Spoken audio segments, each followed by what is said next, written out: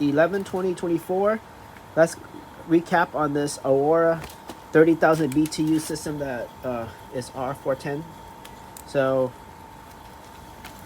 I'm assuming this is a suction line and this is a high pressure line.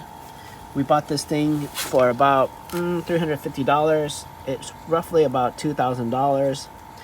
And it came with these really special line set. I mean, it looks like one line here, but it breaks up the two lines over there.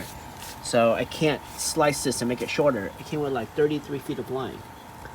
So the person who sold it to me doesn't know if whoever shut it down did it correctly, where they put a gauge on there and then they turned the unit on and shut off one side and let all the refrigerant go into the other side.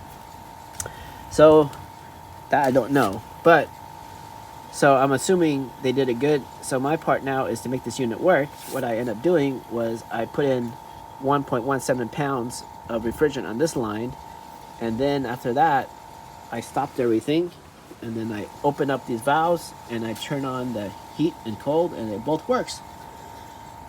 So happy day for me. What else can I say? I pulled the vacuum for like a day and I left it for a day and it held the vacuum, so that was good. So and it, like this mini split is a little bit different, where the connections are the same, but you can connect on both sides. A lot of them you can only connect one side. And then this, I don't know what a Mr. Cool line is, but this one's, if I had to guess, is something special. This line, it's not like your flare connection. It's probably had refrigerant in there. And then now I gotta wrap this thing around,